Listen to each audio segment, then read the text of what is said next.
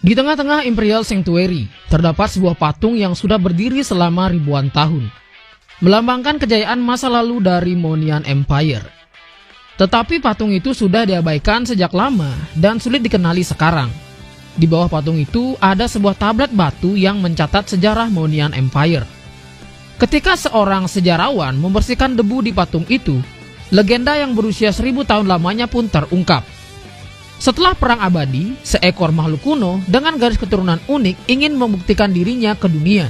Di saat yang sama, seorang pemuda yang penuh dengan semangat berjanji untuk membangun negara yang kuat dan bisa menjadi rumah bagi semua orang yang menjadi korban peperangan. Makhluk kuno dan pemuda itu ditakdirkan untuk bertemu, dan itulah yang terjadi dalam sebuah pertarungan besar yang berlangsung selama 3 hari 3 malam. Pada akhirnya mereka tidak ada yang menang. Semangat pantang menyerah pun menyatukan mereka. Mereka pun berkata, "Kita akan menciptakan dunia yang hebat bersama-sama." Pemuda itu meletakkan tombaknya dan mengulurkan tangannya kepada makhluk kuno itu. Harapannya adalah untuk bertarung bersama makhluk itu dan mengukir sejarah mereka di dunia bersama-sama. Makhluk itu pun tak pernah menyangka manusia punya keberanian untuk menjalin persahabatan. Tetapi ketika pemuda itu mengulurkan tangannya, makhluk itu merasakan sebuah perasaan yang tidak biasa, dan ketiga ekornya bergoyang seketika. Lalu keduanya memulai perjalanan panjang mereka, melintasi Frozen Sea yang sangat dingin, Agelta Dryland yang gersang, dan Moonlit Forest yang hening, memperjuangkan persatuan di tengah peperangan. Mereka menghadapi musuh dan rintangan yang tak terhitung jumlahnya, tapi ujian pertempuran menciptakan ikatan yang kuat di antara mereka. Mereka tak terkalahkan jika bersama. Pada akhirnya, pemuda dan makhluk itu mendirikan Monian Empire. Negara baru ini menjadi matahari baru di Land of Dawn, sebuah pemancar kemuliaan yang akan terus ada dan menarik orang-orang yang lelah akan peperangan dari 4 penjuru dunia. Pemuda itu sekarang dikenal sebagai Kaisar Gaius, dan rekan terdekatnya menjadi makhluk suci. Penduduk Monian mengenalnya sebagai Lucas, sang Beast of Light. Pada upacara kesatria pertama Monian Empire, Gaius menanamkan cahaya dari garis keturunannya ke dalam tanduk Lucas. Tanduk itu memancarkan cahaya bagaikan kilauan emas. Sejak saat itu, kemanapun Lucas pergi, kilau sinar matahari selalu mengikutinya. Tetapi setelah Gaius wafat, Monian Empire menjadi berantakan. Kepercayaan masyarakatnya goyah, dan Beast of Light kehilangan jiwanya. Di tengah-tengah kebingungan sang sejarawan, terdengar suara. Apa? Apa maksudmu kehilangan jiwanya? Seorang pemuda tiba-tiba muncul di samping sejarawan itu, mengayun-ayunkan senjata besarnya, yaitu 2 palu tonfa. Kenapa Beast of Light ada di sini dalam wujud manusianya? Si sejarawan keheranan. Sebagai topik utama cerita ini, Lucas tertarik dengan prasasti tablet itu. Untuk menceritakan sejarah kehebatan Beast of Light, kita perlu sebuah sentuhan. Lucas mengambil pena dari sejarawan itu dan baru sadar kalau dia tidak pernah belajar menulis. Setelah dipikir-pikir, ini kan tugasmu. Tulis saja apa yang aku bilang. Lucas dengan santai duduk di tablet batu, sementara si sejarawan mencatat kata-katanya dengan cermat. Bahkan manusia terhebat pun tidak bisa lari dari hal yang pada akhirnya akan datang menghampiri. Setelah Gaius wafat, Beast of Light jatuh dalam kesedihan yang mendalam untuk waktu yang sangat lama. Tapi dia tidak pernah melupakan janjinya.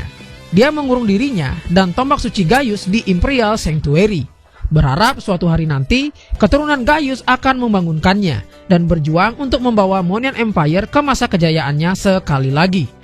Lucas menunggu tiada henti, dan tidak terasa 1000 tahun pun telah berlalu. Lalu suatu hari seorang putri muda masuk ke Sanctuary. Karena Sylvana adalah salah satu keturunan Gaius, dia bisa mengangkat tombak suci. Tapi yang sangat mengejutkan adalah tanpa rasa takut atau keraguan, dia mengajak Beast of Light yang tampak menakutkan untuk bergabung dengannya demi mengalahkan pasukan Abyss yang menyerang. Tetapi Lucas tak akan pernah bisa mengakui seorang manusia semudah itu. Pertempuran besar pun terjadi lagi, sama seperti 1000 tahun yang lalu. Sylvana menghadapi serangan kuat makhluk itu dan tidak mundur selangkah pun. Dia memikul kehormatan Luminosity dan bersumpah untuk melindungi kota dan rakyatnya. Beast of Light menatap mata biru Sylvana yang penuh harapan dan tekad, membuatnya teringat akan Gaius saat muda. Pada saat itu juga, api di dalam dirinya yang telah dingin selama 1000 tahun kembali berkobar menyala. Dia menghentikan serangannya dan memilih untuk berdiri di sisi sang putri. Kemudian mereka kembali ke Luminosity bersama-sama. Sebagai makhluk suci di era baru, Lucas sibuk melakukan semua hal yang ia lewatkan. Untuk mengumpulkan dana bagi orang-orang yang kehilangan segalanya karena peperangan, dia mendirikan sebuah ring di jalanan dan melawan semua yang menantangnya. Demi menghilangkan hantu kerajaan dari masa lalu, dia membersihkan rumah berhantu dengan berani. Untuk melindungi anak-anak yang ditindas, dia menjadi pemimpin perang dalam fantasi mereka. Oh, apa aku sudah bilang kalau dia memenangkan lomba makan 3 tahun berturut-turut, pencapaian yang sangat dia banggakan. Meskipun warga Luminosity menganggap prestasi ini kekanak-kanakan dan tidak pantas untuk nama baik makhluk suci, Lucas tidak peduli.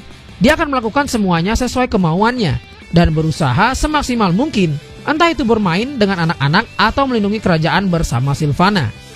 Raungannya bergema di langit Luminosity, seperti 1000 tahun yang lalu. Kita akan menciptakan dunia yang hebat bersama-sama. Pena sang sejarawan istana akhirnya patah karena dia tidak bisa mengikuti ceritanya. Sejarawan itu menghela nafas panjang, tetapi disela karena kerah bajunya ditarik. Hei, di bagian tentang Sylvana, masukkan beberapa kata seperti cantik dan menawan. Aku tidak mau dihukum lagi. Oh, dan carikan aku sesuatu untuk membersihkan benda ini. Patung itu yang telah berdiri selama ribuan tahun, akhirnya tampilan aslinya bisa terlihat. Di depan lambang matahari dan pedang, terlihat makhluk bertanduk emas dengan kepala terangkat tinggi, mengawasi Luminosity dengan tatapan yang tajam. Ayo kita bertarung sepuas hati. Makhluk suci ini nggak takut siapa-siapa. Tapi jangan bilang ke Sylvana ya. Selama ada aku, cahaya Monian Empire tak akan pernah padam.